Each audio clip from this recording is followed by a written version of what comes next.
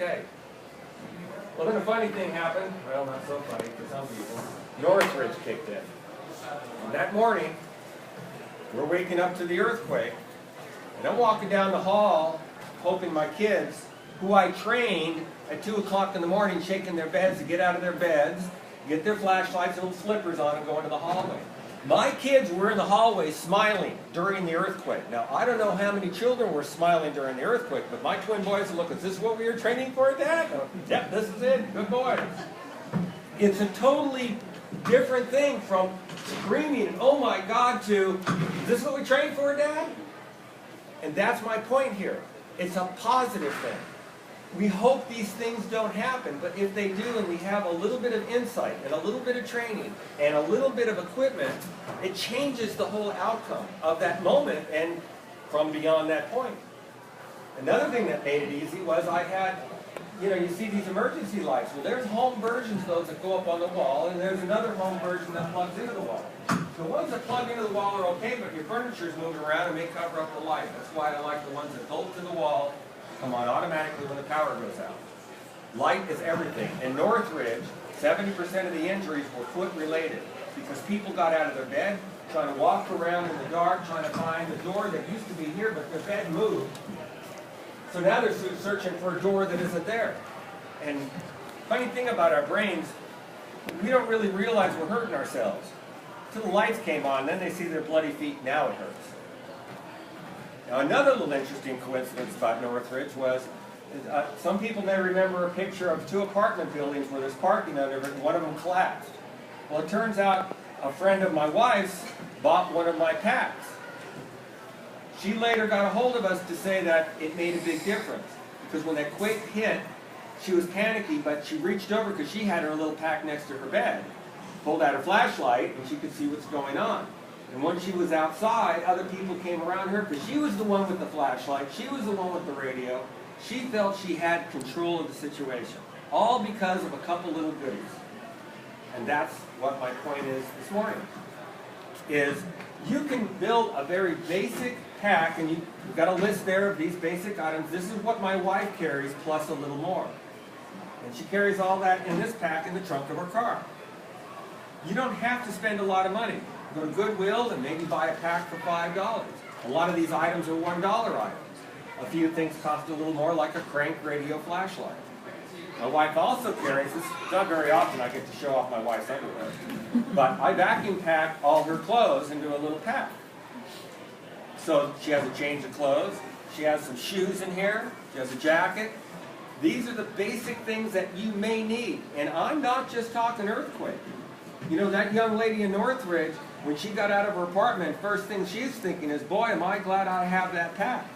And that's my point, is how glad you're going to be that you may not need it, but it's just the thought that you did make the effort to be prepared. And my theory is, if you come with a positive approach to do this, even if it's a little too anxious for you and still, you're a little nervous about it, then make your preps and go back to life like normal. Pick one day a year that you can check your smoke detector for the battery, get your pack out, make sure your water is good, make sure your food hasn't expired, depending on the kind of food you decide to use, and put it all back and go back to life. Maybe that's the same day you would take the family and say, this is going to be our meeting place in the event there's a major quake or a disaster and we can't, meet at home. Now, it's a funny thing, when you say something about a disaster pack, there's all kinds of disasters in life.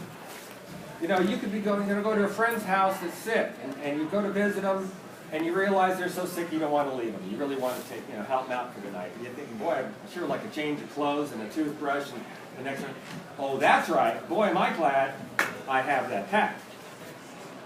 You might be driving down the road, and you get pulled over, and you left your wallet and ID at the house, but inside my wife's pack is a copy of her ID and money, and at least she's got some form of ID. It could be that you needed some gas in the car and you don't have your credit card or some cash, or for some reason the gas station won't take a credit card. Well, you've got some cash in your pack. You can put some gas in the car and get home. There's so many different little scenarios that something so simple as this could make a difference for you in the little mini disaster. And then finally we get to the point of, Well, what if the great quake that all the experts are talking about finally hits, and I'm 25 miles from home? And you're not driving home because of all the bridges that collapsed. You're not calling anybody on a cell phone because they're not working. It's all up to you to take care of yourself from that point. Well, if you have a basic pack, something like this, it's going to make it so much easier to walk home that 25 miles if you're healthy enough. If your brain's in the right place and your body's in the right place, you're going to get home. And then you're going to be able to take care of your family. And you're not going to be part of the problem, which is the masses that are not prepared. And there's so many different extremes to go into this. This is the basics that's in my wife's trunk. But this is what happens when you study disaster preparedness for 28 years. You know, you build something like this because I'm kind of a picky guy and I'm sometimes 150 miles from home, and I think, like, when I upped my basic 3-day pack to this, it was just a couple of years ago, I'm in Big Sur thinking, you know I could physically walk home from Big Sur, but do I have all the stuff I really want? Because I want to know about all the mini disasters, hence all the radio communications. But I've been into radios since I was 13 years old. And in my job, sometimes I need safety gear, and I used to do mountain climbing, so this may come in handy, but I probably won't need it, but at least it's in my van. Same thing with an axe and the shovels in the van for work. I probably won't need it in a disaster, but it's there. When you're building your basic pack, you may have something that's a little more personal to you. This pack is very personal to me. In fact, this pack is alive. It talks to me. But the point is that it's so involved, it's sort of like a friend. And the other day, my boss was riding in the van with me. I had to put the pack in the back of the van, and I'm like, he's sitting in the passenger seat, and normally the pack is sitting there, and I kind of felt naked, you know? Where's my pack? So, when you're building your pack, since mine's very specialized in radios, because I'm into two-way radios, maybe you're into something, if you're a dentist, for instance, well then you're a little more hip on medical procedures. And so maybe your first aid kit will be bigger than my first aid kit. If you're a mechanic, maybe a couple extra tools that normally I wouldn't carry, you might carry. So you might want to personalize your pack a little bit, you know? Maybe your favorite candy, maybe your favorite little canned food. It's important that it be personalized because it becomes yours. Something that it's like a security blanket. Even if you don't use it, just having it makes you feel a little better about the situation, like you're more in control. Now, so this is what I recommend for maybe you're on an average 20 miles from home. But in my job, sometimes I'm 200 miles from home. Well, somewhere between here and, if you go to work 50 miles every day, then obviously what you're going to build is a little more this direction, where you're going to have a little more food, maybe a real sleeping bag instead of an emergency sleeping bag. Maybe, another thing, before I forget, medical. Your prescriptions. If you're on a daily prescription, you need to pay attention to this. You need to have your prescriptions with you. You can't keep them in the pack, in the trunk. The pack's going to get 120 degrees. Most prescriptions are going to turn to poop in days at 120 degrees. Not all, but most. So if it's a girl, you have a purse, you should keep 3 days extra at least in your purse. And then remember to rotate it. When you're getting close to refilling your prescription, maybe you start taking those last 3, get that prescription filled, and refill your little container you're carrying with you. If you're the kind of person who really can't walk 25 miles from home or more, then maybe what you want to think about is not so much a backpack, but maybe a wheeled. We've all seen it at the airports, and people with their little luggage has got wheels on it. You don't have to carry the pack. And if you really don't think you can, even with a wheeled pack, you could walk home, you maybe not in the physical condition, you might want to think about converting your stuff to making your car the luxury condominium, because you're going to be hanging out in your car. So you want all the basics. A blanket doesn't have to be small because your trunk is big enough. You can have a full blanket, a sleeping bag, you can have a little stove, you can have these things that are actually not all that much money at yard sales and Goodwill and things like that. So that you have a basic amount of necessities you need to hang out the car for 2 or 3 days. Within 2 or 3 days, you're probably going to get a better grasp on how you're going to get home. Now keep in mind, if you are planning on walking home after a great quake, the initial great quake was our first concern. Statistically speaking, we all got through that. We may have a bruise or, we're shaken up for sure. But there's other disasters between you and your home. And they're little ones, but you want to avoid them. And that is the fire that started over at the 2 blocks away, and your house is that way, and you see the smoke from the fire.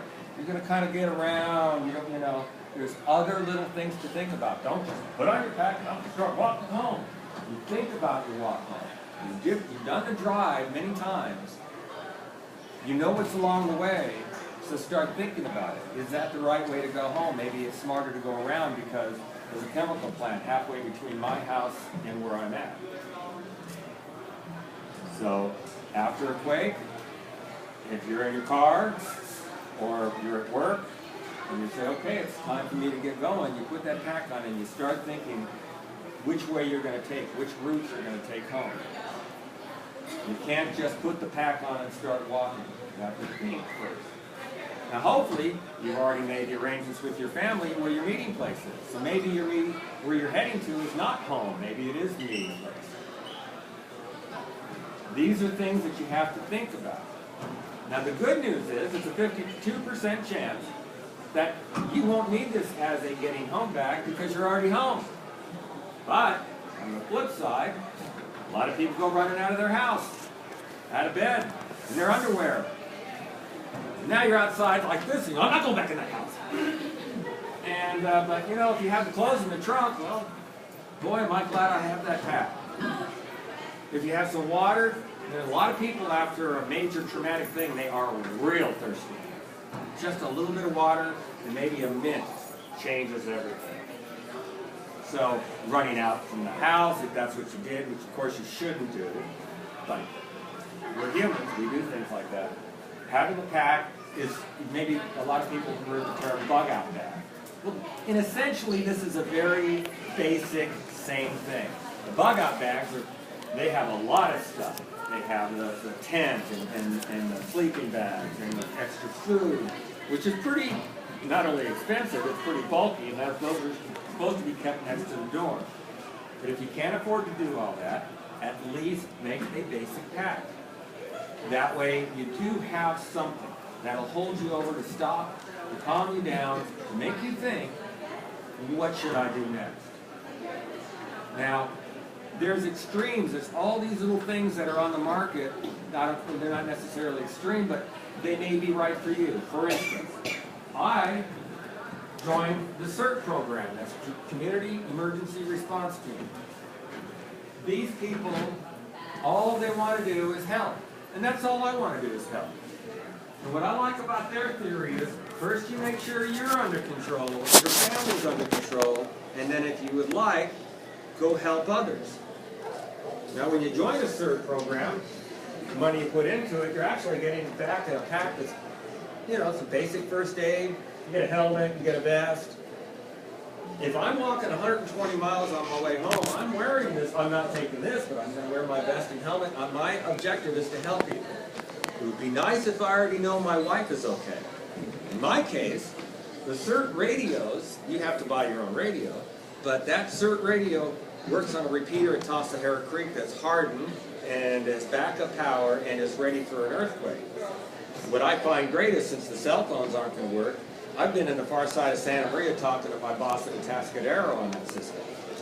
And if I hear my wife say, I'm okay, I'm heading home, well, then I can slow down on my walk home to help others on the way home. If I don't hear from her, I'm not necessarily going to put blinders on and not help anybody, but boy, am I going to be a lot more aggressive on trying to get home. So that's one thing you might want to think about, is communication with the person you're closest to. And there's multiple ways to do that. I mean, I'm not a rich man, but if I had some serious money, we'd see a satellite telephone hanging on the side of my pack, and we'd probably see one hanging on the side of her pack. But these things, it starts getting, how much money do you want to spend when there's so many other things in life, frivolous things like food and energy, that you will probably want to spend your money on instead.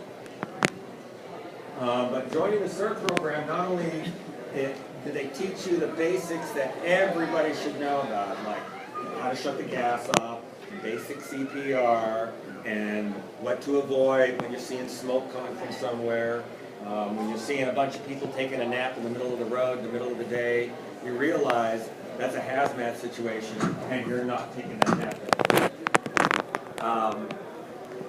The CERT program, while I had a lot of knowledge in disaster preparedness, I didn't really think I would learn that much. I knew the medical would be a little more, I'd learn more in medical, but I learned a lot of things, and I never said I know it all, but I was surprised at the things I learned from the CERT class, even after 28 years of researching the subject. So you might want to think about a CERT class. Now, again, I'm going to get back to this pack. I don't expect and do not recommend doing anything like this, but if you are a 50 mile from home on an average, you may want to think about making your pack so that it can be a 10-mile pack because things drop off. This pack is designed for me to drop 80% of the weight off of it in 1 minute, perhaps 2 minutes. Because if I'm 10 miles from home, I'm not carrying a 50-pound pack home. I don't need a sleeping bag and a change of clothes and to walk 10 miles home. So when you make your pack, you may want to think about, number one, being the gray man. This is a non-descriptive, normal pack. It doesn't look military, it doesn't look official. I don't want my wife standing out looking, hey look, I got all these things, in a disaster that I'm carrying on my back. So the concept in the industry of getting home is to be what's called the gray man. You just look like a normal person walking home. In fact, I saw some great examples. A guy had his tuba case, and inside the tuba case was all his disaster preparedness stuff. I mean, you'd see that guy walking down the road, you'd think, what an idiot, he's carrying his tube all the way home. You ignore him, But he's ready, and he's thinking, because he doesn't want to stick out like a sore thumb. So as you're doing your pack, this is looking a little tacky, but I'm already wearing this stuff on the way home. There's no hiding the fact that I'm prepared. But when you do yours, you may want to think about, don't make it look military unless you're prepared to, one, be confronted by people, either for help or, let's just say, demanding help. And two, you become a magnet of people who want to take your stuff. When you're looking very non-descriptive, you just look like another person. Nobody's usually going to bother you. Now, there's a couple of things here on my wife's gear. The strangest thing is, your car could be damaged or totaled because a tree fell on it, but the roads are open. The phones don't work. You can't call anybody for a ride. So under certain circumstances, my wife's in the Atascadero, she pulls out her Crestons on Highway 41. I feel okay about the people that are heading to Crestons from Atascadero, but I don't feel okay about her pulling out a sign in Santa Maria. So each situation is specific to yourself, but you may want to make a pre-made sign with your little town name on it. The funny thing about anybody else living in that town, they're already shaking, and everybody wants to talk about what just happened. And they see that person walking along with that saying, well, that's probably one of my neighbors. And you'll probably get that ride home faster than you ever got it any other time. A few other things to remember is the most expensive thing in all of this is the crank radio, flashlight. There's so many on the market now. They have come a complete circle to decent pieces of equipment. They get more expensive than this. They start at around $15, and of course they go up to hundreds of dollars.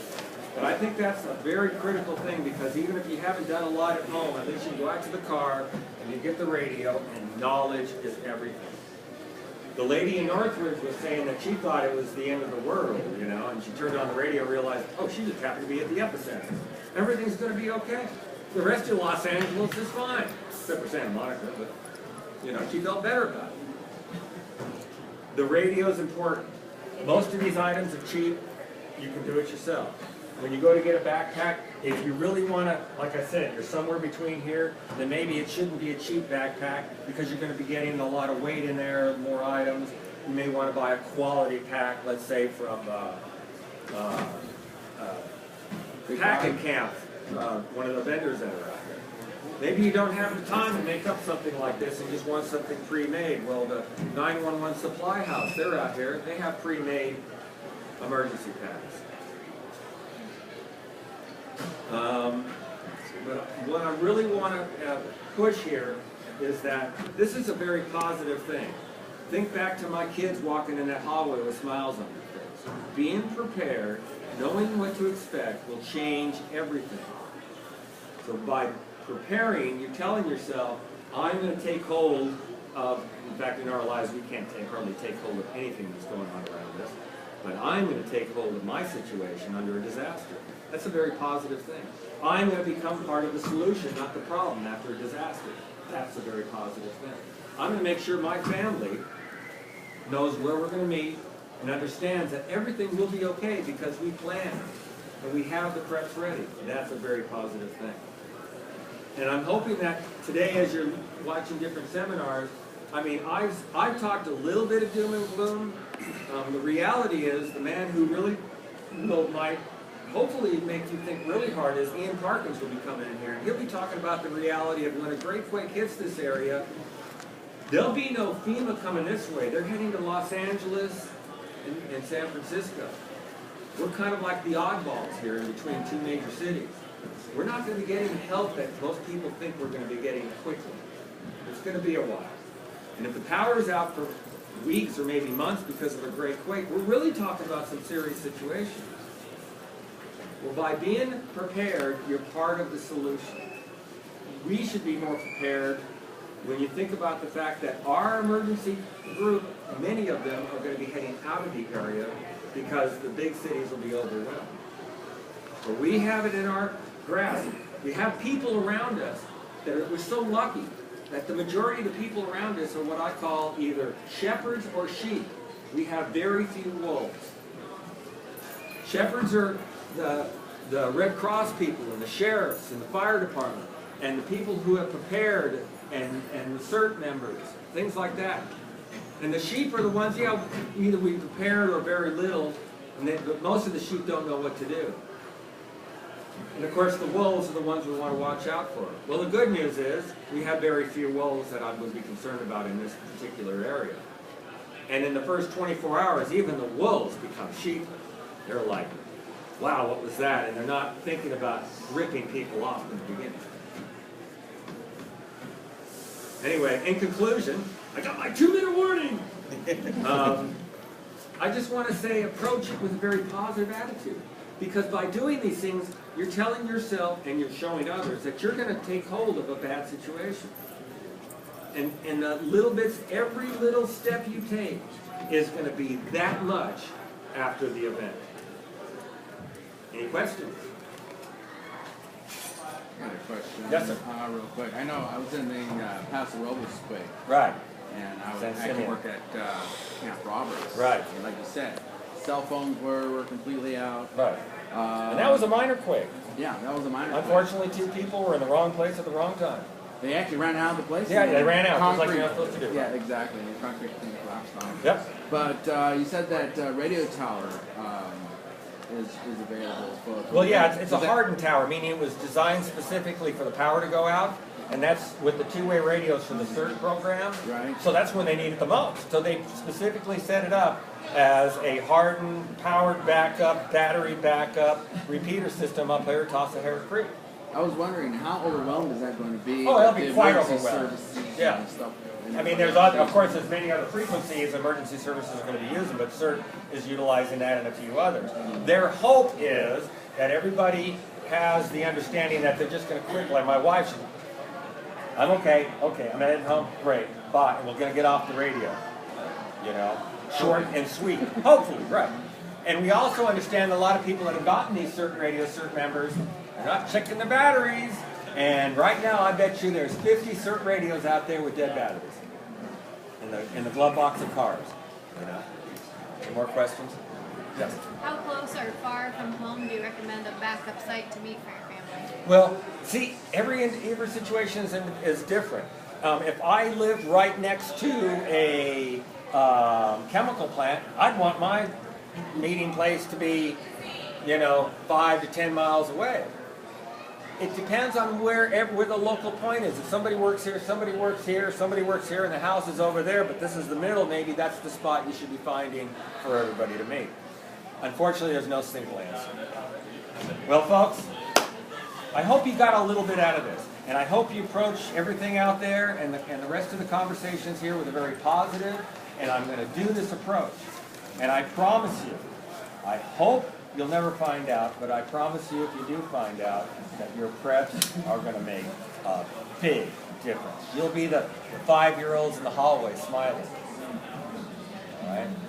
Thank you, folks.